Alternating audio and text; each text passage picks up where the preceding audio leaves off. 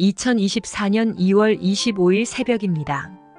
하나님의 말씀은 마가복음 6장 30절에서 44절입니다.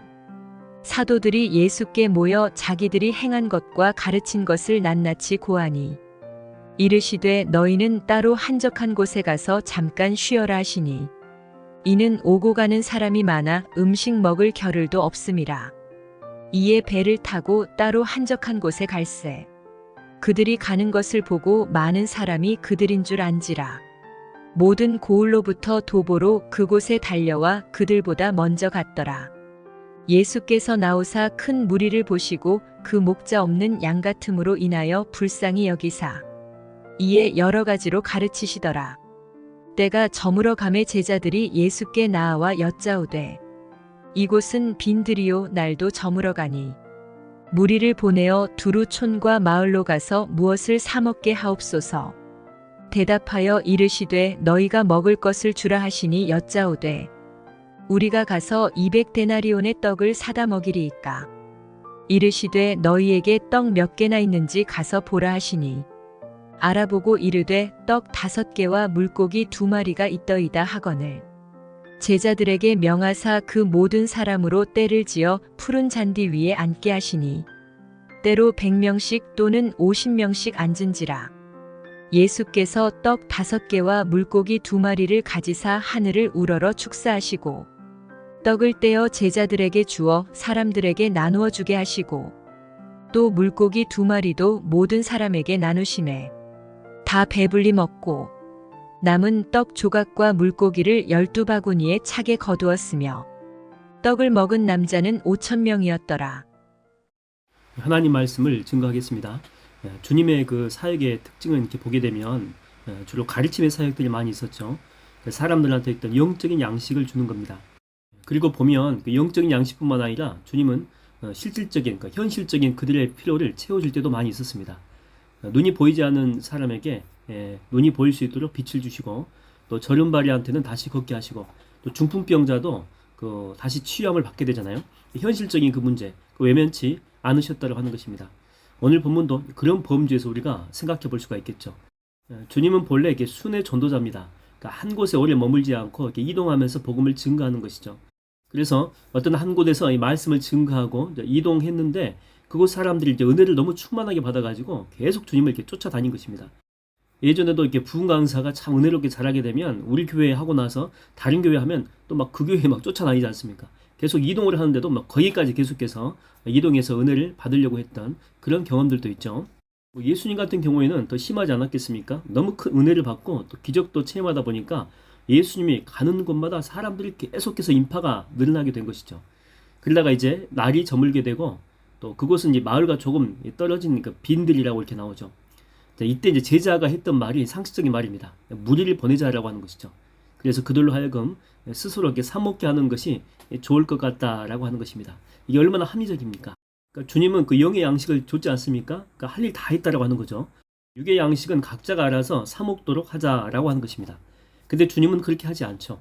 오병이어를 통해서 그들의 현실적인 문제, 이 배고픔의 필요까지 채워주셨다라고 하는 것입니다. 여러분 주기도문 보십시오. 영적인 내용만 있습니까? 그렇지 않죠. 우리에게 일용할 양식을 주옵시고. 그렇죠. 일용할 양식. 그러니까 육적인 필요를 위한 기도도 이 주님이 실질적으로 제자들한테 가르쳐준 영적인 기도인데 그 영적인 기도 안에 육적인 필요를 기도하라고 하는 내용이 들어가 있다고 하는 것입니다. 간혹 신방하다가 내가 밥 살게 이런 분이 있잖아요. 그래서 이렇게 밥을 잘 먹었습니다. 그런 후에 이제 차 마시러 갔는데 차값도 내가 낼게 그래요. 밥 사신 분이 차값도 낸다는 거예요. 그러면 다른 사람들이 그것은 내가 할게 그렇게 이야기하거든요. 미안하니까. 근데 오늘은 내가 풀코스로 다 하니까 말리지 말라고. 오늘은 내가 접대하고 싶다. 대접하고 싶다. 그렇게 이야기합니다. 그러니까 오늘은 내가 은혜를 베풀겠다라고 하는 거죠.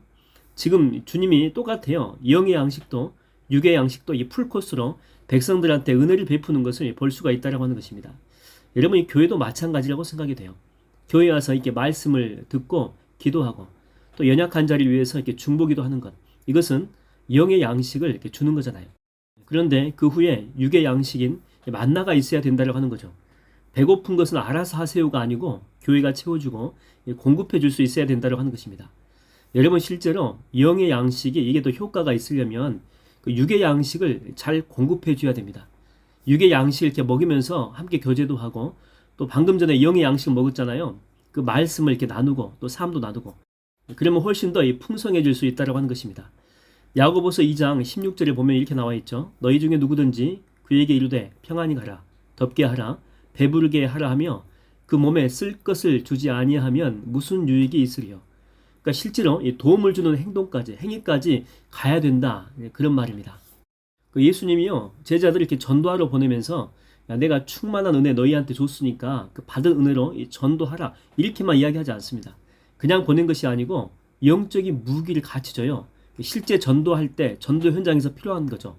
귀신을 쫓아내는 능력도 주시고 병자를 치유하는 능력도 함께 줘서 보낸 것입니다. 그래서 이 사역 가운데 보게 되면 기쁨과 이 풍성함이 흘러넘쳤다라고 하는 것이죠. 천국 복음 자체가 능력이 있긴 합니다.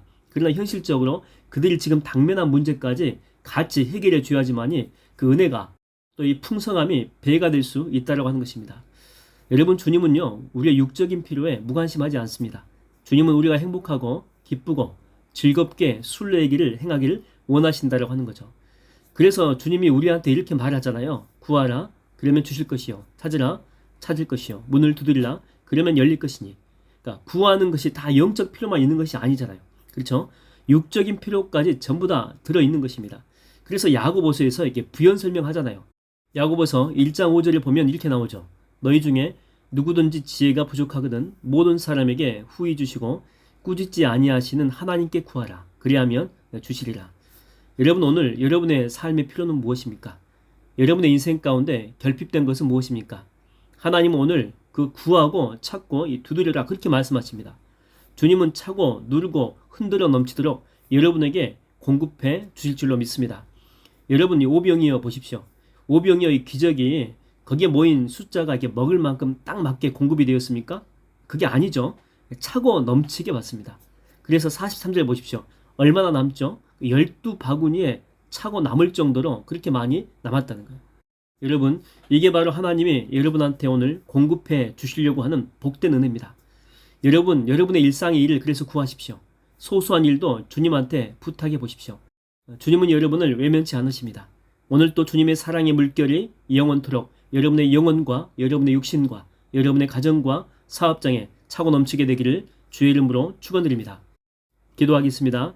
하나님 아버지 저희들 삶 속에 결핍된 문제들이 참 많이 있음을 주님 앞에 고백합니다. 그러므로 이 시간 우리가 담대한 마음으로 주님 앞으로 나아갑니다. 구하고 찾고 두드립니다. 그러면 후하게 해주시고 차고 누르고 흔들어 넘치도록 내 삶에 안겨주실 주님을 기대하면서 주님 앞으로 나아가오니 성령이여 공급하여 주시고 하나님의 영광을 보게 하여 주시고 성령의 기적을 맛보게 하여 주시옵소서. 예수님의 이름으로 기도하옵나이다. 아멘.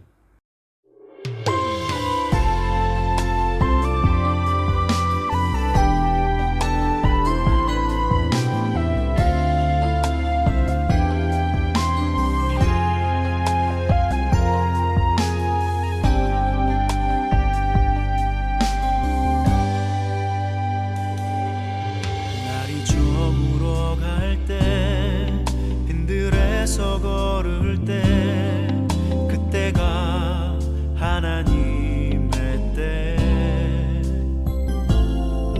내 힘으로 안 될 때 빈손으로 걸을 때 내가 고백해 여호와